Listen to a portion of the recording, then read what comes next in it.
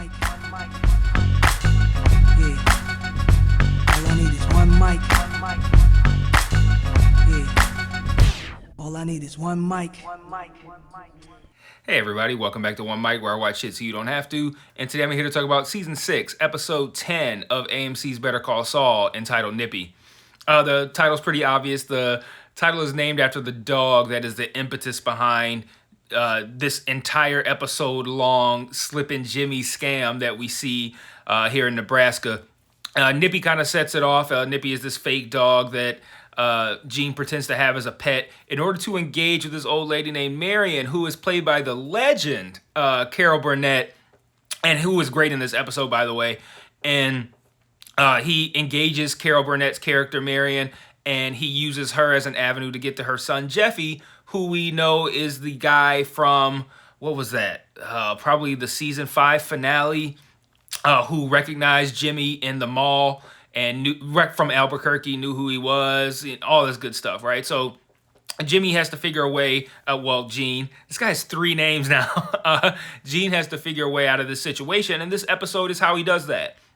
I'm a little surprised that they spent an entire episode on getting out of this situation, though I guess it's better than spending all 4 of the episodes on getting out of this situation.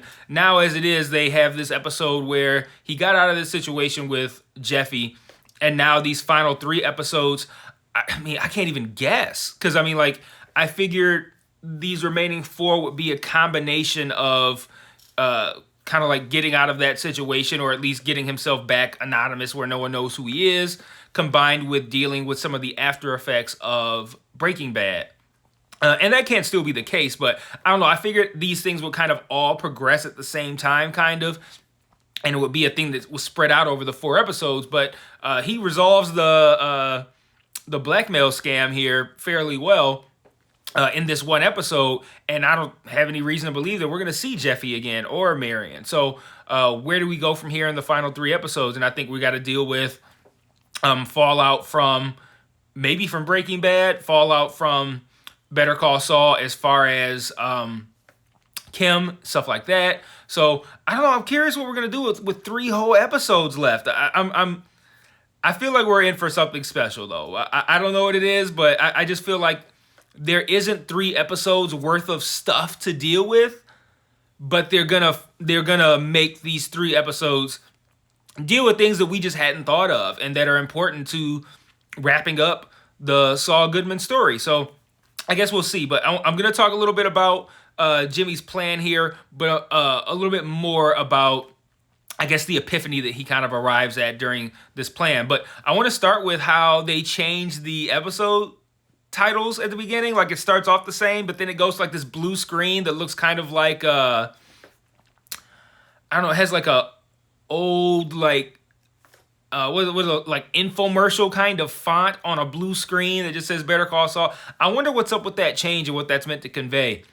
It seems to convey a different time period, but the weird thing is that, and this I think is kind of weird about the Gene storyline in general, even though it takes place in the future, from obviously not from now, but from the events of everything that we've seen so far, both Better Call Saul and Breaking Bad, this should be the most modernized version of this show, but it's the part of the show that's in black and white with this weird thing. It's like the title screen of an 8-bit video game, and it's like everything's so dated. And I wonder if that's well, I mean, it's obviously intentional, but what it's meant to convey, the fact that the most recent stuff in the storyline, the most current stuff, has the most retroactive feel to it with that title card and with the black and white. But that was the first thing I wanted to point out, was how interesting that was. But the episode begins with Marion in the grocery store being kind of like old lady disgruntled, as only Carol Burnett can do.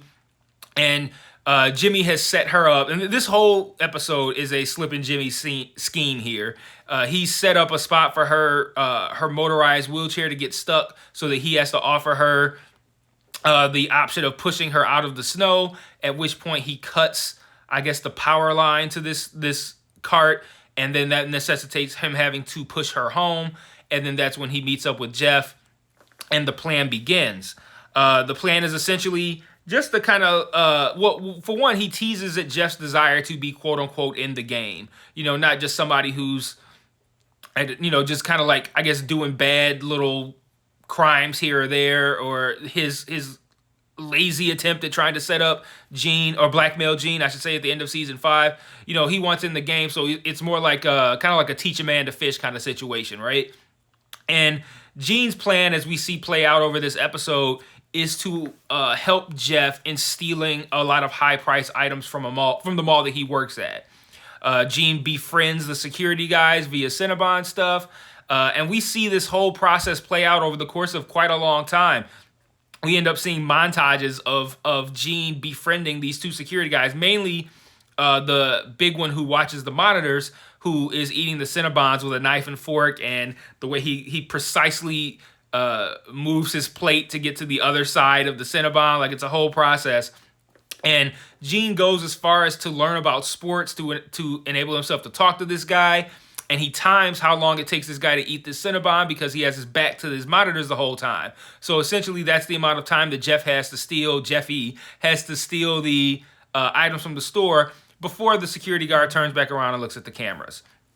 So he spends that time not just clocking how long it takes this guy to eat, but really befriending him. And then it aids him when the plan is actually in effect and in action, and Jeff, running so fast, slips and falls, slipping Jeffy, slips and falls, busts his head, and he's out for a few minutes. And Saul has to BS for a while to stop the security guard from turning around. And I think this is like the big moment of this episode, because what he does feels very unplanned. It feels very like a knee-jerk reaction. This doesn't feel like, oh, if something happens and I need to stall, I'm going to tell this story, or I'm going to do this performance. This is something that he's totally doing off the top of his head.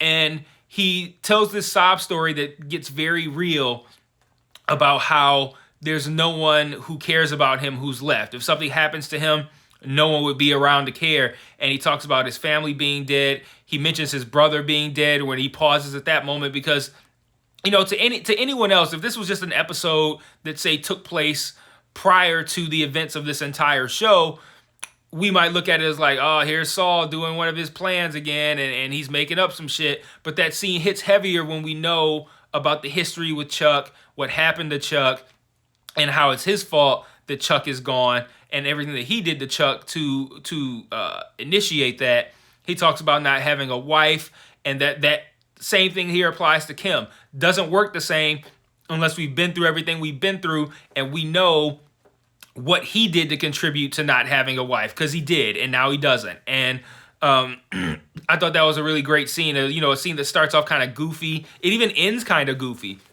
It starts off kind of goofy with him just kind of like making up the story at the top of his head, but then it gets like, you could tell it's real. Like, this really is a hang up for him. And you could tell, I think, the best point at which you can tell, aside from reading between the lines during this speech, is at the end of the episode, Gene's looking at this fancy shirt and this tie, and he's holding it up to himself in the mirror, and you can tell that he's longing for that life of Saul. Even though it was dangerous, it was reckless, it was a life that was a life. Like, it gave him energy, and it was exciting, it was exhilarating, and he was important. He was somebody. He had Kim, he had Chuck, he had Walt, he had Jesse, he had all of these things, all of these people, and he had this full, vibrant life. And now, back to the black and white, his life is no longer vibrant. It's dull, it's drab, it's in black and white. He doesn't know anybody. He can't know anybody because he has to stay hidden.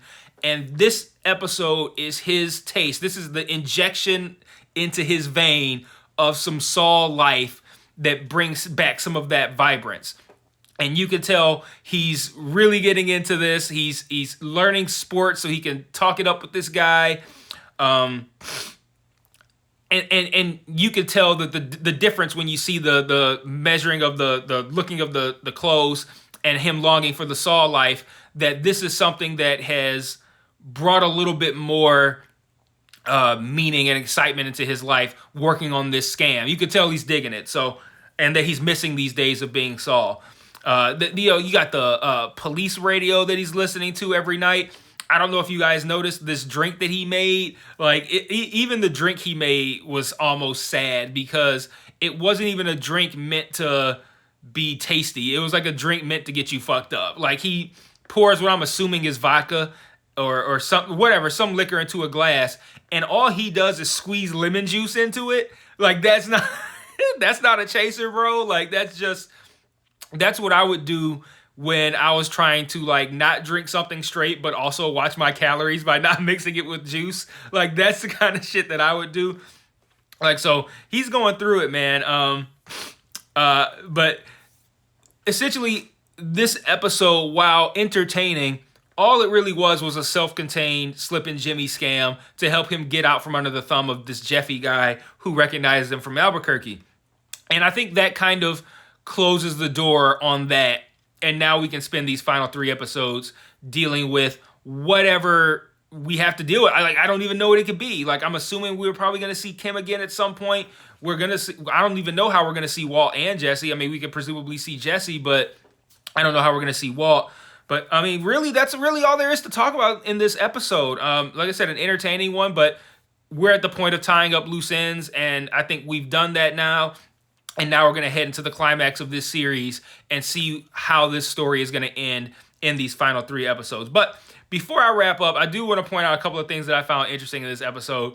Because there's not a ton of humor here. I liked Carol Burnett talking about the Wisconsin sharp cheddar. She's like, you could keep it Wisconsin. I thought that was kind of funny. A lot of her scenes were pretty funny, actually. But I liked how when Gene, I'm like all these different names. I like when Gene is noticing that Jeff fell down and he's trying to stall to give Jeff time to get up. And the way, like, once Jeff does get up and he's like running back to put the clothes away and then running to go hide in the bathroom, the way Jimmy draws out this wine and like leans back and forth around the guy to see it so he can see it. He's like, it doesn't even sound like a real sound that a human would make, but this guy's just eating it up. And I also found it interesting that, again, the effort that Jimmy puts into these plans, that he had them like build like this makeshift floor of this mall to practice how they're going to steal the stuff. But that's the level that Jimmy is at. But they build this fake thing, and then the rhymes, the one, something, shoes, Air Jordan shoes for 2 Air Jordan shoes for you. One Armani suit. I don't know, but whatever. I didn't memorize the fucking rhymes. But I'm thinking when we're seeing this during the practice session, I'm thinking he's stealing maybe 10 things. And this scene goes on for so long. He's like, Jeff goes upstairs. He's like 20. I'm like, oh my gosh. Like, why is he pressing his luck with this? But I guess, again, at the same time, if Jeffy were to get caught, Jeffy got caught, not Gene. There's no way to really connect them. I mean, Jeffy could say, like, hey, this guy Gene helped me out here, but I don't know if there's any proof of that. Gene has an alibi. I was sitting in the security office eating Cinnabons with so-and-so. So, yeah, I thought that was pretty entertaining. But I love the effort that Saul, Jimmy, Gene puts into these scams, and we got to see that play out for probably one last time. Like, I would think this might be the last time we see him do something like this, and that the rest of this is going to deal with fallout. So I guess we will see. I'm going to wrap this one up. Not much to talk about here, and I will see you guys next week for episode 11. Peace.